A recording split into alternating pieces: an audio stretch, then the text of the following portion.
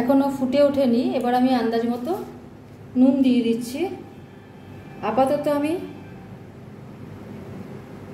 1 teaspoon মতোই নুন দিচ্ছি, 1 না 1.5 চামচ মতো নুন দিচ্ছি। এটা মোটামুটি টিস্পুনের সমান। আর এতে একটুখানি দিয়ে দিচ্ছি 1 চামচ, উঁচু করে 1 চামচ দিয়ে দিচ্ছি চিনি। যারা চিনি খাবেন না স্কিপ করতে পারেন। আচ্ছা, আর একটা কথা বলে দিই, যেহেতু আমি ভালো মতো ভেজেছি দুবার, একবার শুকনো খোলায় মটমটে করে একদম খটখটে করে ভাজা, আর তারপরে জল ঝরিয়ে নিয়ে আবার ভাজা। এই অবস্থায় কিন্তু একদম হাই ফ্লেমে দিলে পরে জলটা তাড়াতাড়ি টেনে নেবে। আর এগুলো তো ছোট ছোট দানা, ডালিয়া তো গমের ছোট ছোট দানা, তো ঝরঝরেটাও কিন্তু ভালো মতো হবে। এখন আমি সকালের টিফিন করব ডালিয়ার পোলাও। তার জন্য আমি 1 গ্লাস মতো ডালিয়া নিয়ে নিয়েছি। এছাড়া নিয়েছি এখানে কয়েকটা কিশমিশ, একটু সাধারণ বাদাম, একটু সর্ষে, আর একটা শুকনো লঙ্কা, একটা কাঁচা লঙ্কা। কড়া গরম হয়ে গেছে। এবার আমি শুকনো খোলায় ডালিয়াগুলো সব ভেজে নেব। ভেজে নিয়ে তারপরে দেখাচ্ছি। এইভাবে একটু একদম ভালো মতো এটা ভেজে নেব, লাল করে 3-4 মিনিট ভেজে নেব। আঁচটা একটু মাঝারি রাখছি, তারপরে দেখাচ্ছি। আমার এটা ভাজা হয়ে গেছে। এবার আমি গ্যাসটা বন্ধ করে দেবো। একটা গন্ধ বেরিয়েছে। আর সব কিন্তু এটা আমার গমের ডালিয়া, সব কিন্তু সাদা হয়ে গেছে। মানে শুকনো খোলায় ভাজতে গিয়ে যে কালারের ছিল সেগুলো দেখবেন সাদা হয়ে যাবে ফটফট করে। এইবারে আমি গ্যাস বন্ধ করে নামিয়ে দিচ্ছি।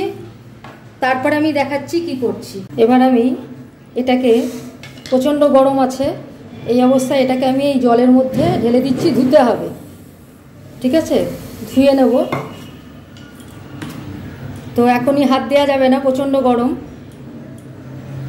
তারপরে আমি এটা 2-3 বার আমি ধুয়ে নেব, একদম যাতে ঝরঝরে পোলাও করতে পারি, সেই জন্য ধুয়ে নিচ্ছি। জল ঝরতে দিয়েছি, ধুয়ে নিয়েছি আমি এটা। এবার জল ঝরতে দিয়েছি। এবার আমি প্রিপারেশানটা শুরু করব। কড়া বসিয়ে দিয়েছি, দেখাচ্ছি। 2টো কারি পাতার ছড়া নিয়েছি। আমি একটু দক্ষিণী স্টাইলের পোলাও করব, দেখাচ্ছি। তার জন্য কিন্তু দক্ষিণী স্টাইলে করতে গেলে যেটা মেন ইনগ্রিডিয়েন্টস, যেটা মেন উপকরণ 3টে, সেটা হচ্ছে সর্ষে, শুকনো লঙ্কা, কারি পাতা। তো এই 3টে আমার থাকছেই। এছাড়াও আমি সাধারণ বাদাম দিয়েছি, কারণ আমরা এইভাবে যখন করি তখন সাধারণ বাদাম দিই, কাজু এতে দিই না। কিশমিশটা দিচ্ছি যেহেতু পোলাও, সেই জন্য। এবার আমি রান্নাটা শুরু করছি। কড়া বসিয়ে দিয়েছি, গ্যাস জ্বেলে দিয়েছি। দেখি তেল যদি গরম হয়ে যায়, এখন একে একে ছাড়বো, সব দেখাচ্ছি। গরম হয়ে গেছে। এবার এতে একে একে দিয়ে দিচ্ছি সর্ষে, তারপরে শুকনো লঙ্কাটা 2 ভাগ করে দিয়ে দিচ্ছি,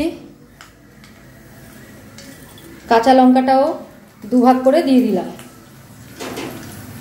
এবার দিয়ে দিচ্ছি কিছুটা কারি পাতা, আর দিয়ে দিচ্ছি একটু মটরশুঁটি। আমার বাড়িতে মটরশুঁটি ছিল, তো সেগুলো একটু দিয়ে দিচ্ছি।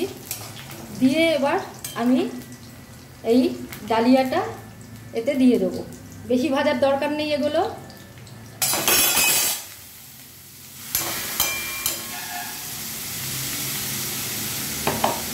ডালিয়াটা দিয়ে এবার আবার কিন্তু আমাকে ভালো করে ভাজতে হবে, জলটা যাতে একদম মরে যায়। আমি এতে এই বাদাম আর কিশমিশ এগুলো সব দিয়ে দিলাম, দিয়ে ভাজবো। আর একটু আমি এতে কারি পাতা দিয়ে দিচ্ছি। দিয়ে আমার ভাজা এগুলো হয়ে গেছে। 2-3 মিনিট ভাজলাম, কারণ জল আর বেশি নেই আমার। এই যে জল শুকিয়ে গেছে, কারণ জল তো ঝরতে দিয়েছিলাম। এইবারে আমি যে গ্লাসে জল মেপে দিয়েছিলাম, ডালিয়া মেপে দিয়েছিলাম 1 গ্লাসের থেকে একটু কম, সেই গ্লাসেরই আমি মেপে জল দেব। প্রায় 1.5 গ্লাস মতো জল দেবো। আচ্ছা, বাদামটা আমি কেন ভেজে নিলাম সেটা বলে দিচ্ছি আগেই। বাদাম ভাজা গন্ধটা তাহলে চলে যাবে, আর বাদামটাকে সিদ্ধও হতে হবে, সেই জন্য আমি এখনই বাদামটা দিয়ে দিলাম। এবার দিয়ে দিচ্ছি এতে 1 গ্লাস ভর্তি জল, আর দিচ্ছি এতটা, মানে প্রায় 1.25 গ্লাস মতো জল দিচ্ছি। এবার এতে দেবো আন্দাজ মতো নুন। এখনো ফুটে ওঠেনি, এবার আমি আন্দাজ মতো নুন দিয়ে দিচ্ছি। আপাতত আমি 1 টিস্পুন মতোই নুন দিচ্ছি, 1 না 1.5 চামচ মতো নুন দিচ্ছি। এটা মোটামুটি টিস্পুনের সমান। আর এতে একটুখানি দিয়ে দিচ্ছি 1 চামচ, উঁচু করে 1 চামচ দিয়ে দিচ্ছি চিনি। যারা চিনি খাবেন না স্কিপ করতে পারেন। আচ্ছা, আর একটা কথা বলে দিই, যেহেতু আমি ভালো মতো ভেজেছি দুবার, একবার শুকনো খোলায় মটমটে করে একদম খটখটে করে ভাজা, আর তারপরে জল ঝরিয়ে নিয়ে আবার ভাজা, এই অবস্থায় কিন্তু একদম হাই ফ্লেমে দিলে পরে জলটা তাড়াতাড়ি টেনে নেবে। আর এগুলো তো ছোট ছোট দানা, ডালিয়া তো গমের ছোট ছোট দানা, তো ঝরঝরেটাও কিন্তু ভালো মতো হবে। সুন্দর একটা গন্ধ বেরিয়েছে, ফুটে উঠেছে। এই দেখুন, এইভাবে মাঝে মাঝে কিন্তু ঘেটে দিতে হবে। জাস্ট 1 মিনিটের মধ্যেই আমি কিন্তু এটা ঘেটে দিচ্ছি। জলটা টেনে নিয়েছে, আর এদিকে ডালিয়াগুলোও কিন্তু বেড়ে যাচ্ছে, বড় হয়ে যাচ্ছে। আচ্ছা, আমি এই সময় পোলাও তো একটুখানি হলুদ দিই। হলুদ না দিলেও হয়, কিন্তু একটু হলুদ দিই, রঙটা ভালো আসবে। সামান্য একটু হলুদ দিলাম, 1 চিমটে বলা যেতে পারে, জাস্ট রঙটা একটু চেঞ্জ করব।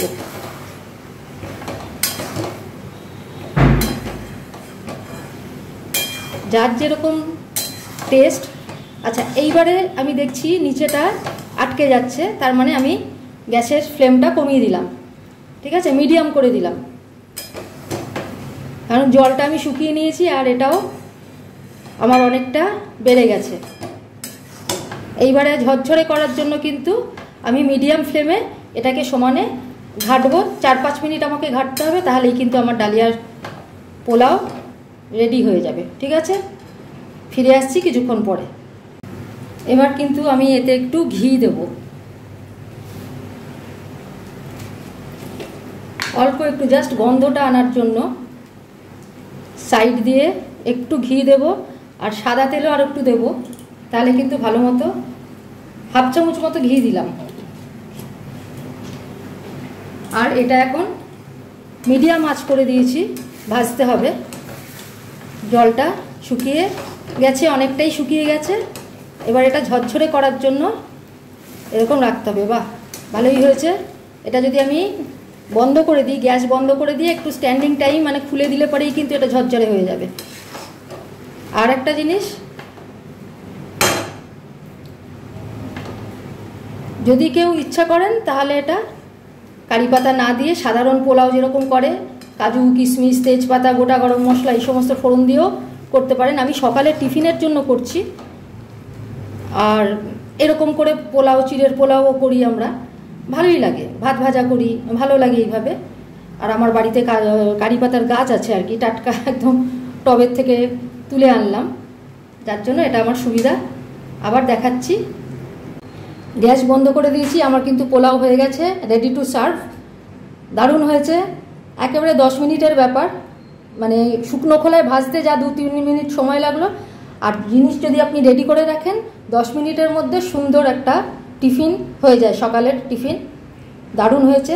গ্যাস আমার বন্ধ রয়েছে, এটা মোটামুটি দেখবেন ঝরঝরে হয়ে গেছে। দেখাচ্ছি, দেখুন এটা কিন্তু একদম এবার ঝরঝরে, একদম। যত বললাম না, যত ঠান্ডা হবে। আর নতুনদের উদ্দেশ্যে বা যারা এগুলো বেশি করেন না তাদের জন্যও বলছি যে যখনই এই ধরনের জিনিস ঝরঝরে করতে হবে, তখনই কিন্তু ফার্স্টে জল ঢেলে আঁচ কিন্তু একদম ফুল আঁচ দিয়ে দিতে হবে। ফুল আঁচ দিলে কি হয়, দুটো তফাৎ, ফুল আঁচ আর কম আঁচ দুটোর মধ্যে তফাৎ হচ্ছে, ফুল আঁচ দিলে পরে ও সমানে জলটা শুকোতে শুরু করে দেয়। হ্যাঁ, আর তার সাথে সাথে যা জিনিসটা রয়েছে, যে দ্রব্যটা ধরুন চালেরও যদি পোলাও হয় তাহলেও কিন্তু সেই চালটা ফুলবে, হ্যাঁ, কিন্তু গলে যাবে না। আর যদি মিডিয়াম বা স্লো আঁচ করেন তাহলে কিন্তু এটা গলে যাবে। এবার জলটা যখন পুরোপুরি টেনে নিল, তারপরে আঁচটা মিডিয়ামে দেবেন, একদম স্লোতে দেবেন না, আর সমানে ঘাঁটতে থাকবেন, তাহলে এটা লেগে ধরবে না। আর এরকমভাবে তারপরে যখন গ্যাস বন্ধ করে দেবেন, হয়ে যাবে, তখন দেখবেন আস্তে আস্তে একটু স্ট্যান্ডিং টাইম দিতে হবে, 10-15 মিনিট তো দিতেই হবে। তখন কিন্তু এটা, আর মুখটা খোলা থাকবে, একদম ঢাকা থাকবে না, হাওয়া পাবে, ঠান্ডা হবে, আর যত ঠান্ডা হবে তত কিন্তু ঝরঝরে এরকমভাবে হয়ে যাবে। ঠিক আছে, তো আজকের মতো আমার রেসিপি এখানেই শেষ। আর কালকে আবার অন্য কোনো রেসিপি নিয়ে ফিরে আসছি।